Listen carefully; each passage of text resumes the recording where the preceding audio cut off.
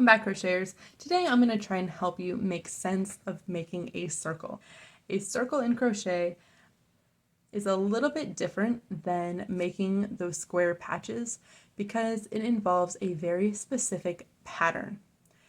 Each row, or in a circle we call them rounds, each round is going to follow a pattern, and today I'm going to teach you what that pattern looks like.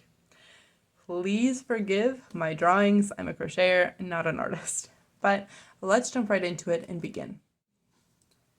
So when we start a circle, we are only going to start with one chain. And that's what this picture is right here.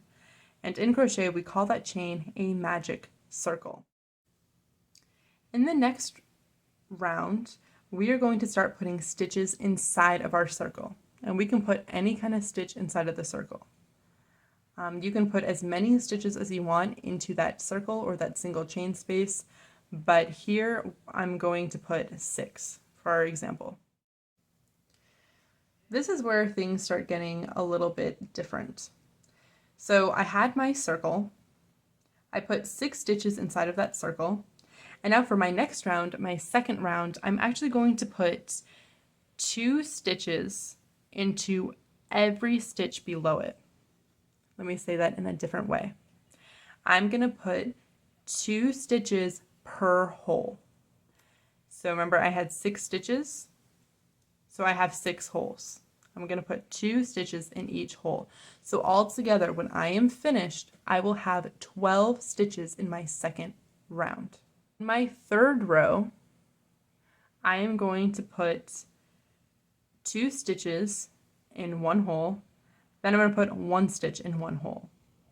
So I have a double, then I'm going to have 1 single, then I'm going to have a double, meaning 2 stitches in one hole, and then a single, and then a double, and then a single. Okay? So third round is a double, 1 single, double, 1 single, all the way around until the round is finished. For my next round, I'm going to do a double, 2 singles, a double, 2 singles, a double, 2 singles. For my next round, I would put a double, 3 singles, a double, 3 singles, a double, 3 singles, all the way until I've completed my round. Now I know this might be a little bit confusing to you. This is not something that you have to memorize. Whenever you are working on a circle or if you're working on a pattern, the instructions will tell you exactly what each round should look like. I'm just showing it to you so that you understand how a circle works. The reason we have to put these doubles in here is to start increasing the number of stitches in each round, because our circles are going to be wider on the outside and smaller on the inside, because that's how a circle works. We're going to need more stitches on the outside to keep it flat. If we didn't, we would end up building our circle taller and taller like a tube. That's why we have to constantly be increasing our stitches as we go out in order to create a nice flat circle. Now, I don't want this to confuse you at all. Again, I just want you to understand the logic behind how we make a circle.